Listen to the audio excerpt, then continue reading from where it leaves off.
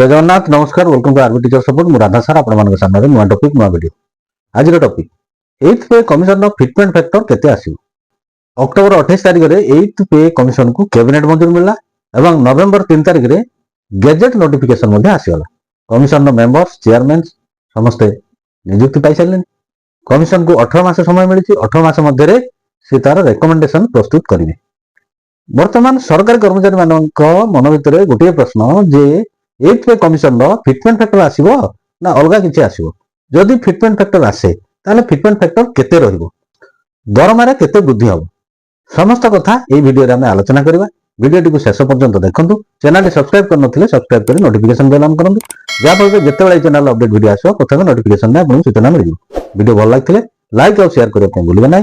अधिक हाइप्स एवं कमेंट्स रे निजर मतामत दबा को भूलिबे नै। जेतोटी पे कमिशन आसीछि अतीत रे से पे कमिशन मानकरे रियल सैलरी इंक्रीज कौन थिला प्रथम ता पर आगे नजर पकेनवा। Real salary increase across all pay commission. Second pay commission रे 14.2% सैलरी इंक्रीज है।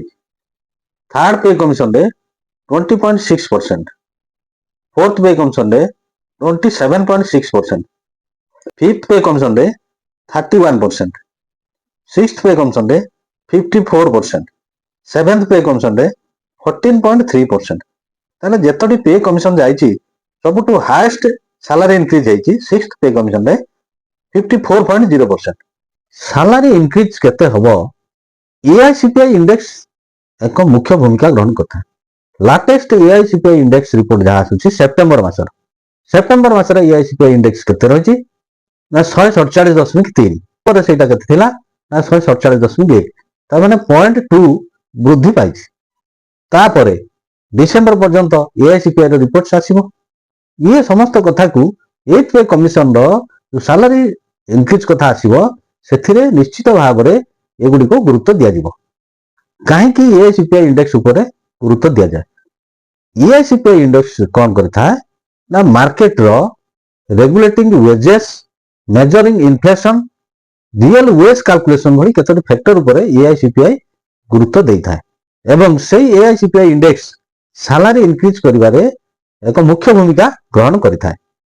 8th पे कमिशन सैलरी इंक्रीज क्षेत्र रे एही एआईसीपीआई इंडेक्स एक मुख्य एवं गुरुत्वपूर्ण भूमिका ग्रहण करिवो।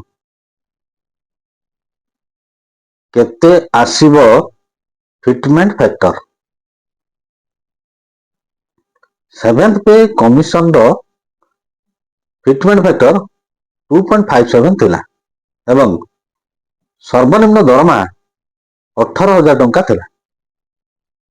वर्तमान डीएनएस अलाउंस 58% पहुंची परे ओडिसा रो रूरल एरिया रे कार्य करुथुवा कर्मचारी क्षेत्र रे दरमा हेउची बेसिक 18,000 टंका, DA 58% of basic 10,400, house rent allowance HRA 4% of basic 720 टंका। तांकर ग्रोस सैलरी होची 29,160 टंका। अदर अलाउंस जदि किछि पाउथा से पाइबे। ए ग्रोस सैलरी ऊपर फिटमेंट फैक्टर आसुची केते 29,160 बाय 18,000 समान 1.6। एथिरु स्पष्ट हला कोन ना 8th पे कमिशन रो फिटमेंट फैक्टर 1.62 रु कम होबार प्रश्न उठुना। निश्चित भाव रे 1.62 फिटमेंट फैक्टर रु अधिक हबो। बाकी तापर रहिछि मार्केट रो इन्फ्लेशन एवं एक्रूड फार्मूला केते परसेंट सैलरी इंक्रीज हबो ताहा कमिशन रो रिकमेंडेशन ऊपर निर्भर करूछि। किंतु वर्तमान रो मार्केट रो जहा इन्फ्लेशन स्थिति रहिछि ताकू जदि हमें नजर को नबा 7th पे कमिशन रे जो ग्रोस सैलरी जति की होउछि ता थारु 8th पे कमिशन रे निश्चित भाव रे 25% इंक्रीज होबार संभावना रहिछि। एक रे आपण जानि थांतु फिटमेंट फैक्टर 1.6 रु कम होबार प्रश्न उठनाय एवं ग्रोस सैलरी जहा अछि 7th पे कमिशन रो ता थारु 8th पे कमिशन रो बेसिक 25% इंक्रीज होबार संभावना अछि। आशा कर वीडियो आपण मानन पय इन्फॉर्मेटिव हेतिबो। चैनल टी सब्सक्राइब करन थिले सब्सक्राइब करी नोटिफिकेशन बेल ऑन करंतु, जा फल रे जत्ते बेले चैनल अपडेट वीडियो आसो प्रथम नोटिफिकेशन आपन सूचना मिलिबो। वीडियो भल लागिथिले लाइक और शेयर करबा भूलिबे नै। ଅଧିକରୁ ଅଧିକ ହାଇପ୍ ଦେବା ପାଇଁ ଭୁଲିବେ ନାହିଁ। ପରବର୍ତ୍ତୀ ଭିଡିଓ ପର୍ଯ୍ୟନ୍ତ ରହୁଛି। ନମସ୍କାର ବନ୍ଧୁ, ଜୟ ଜଗନ୍ନାଥ।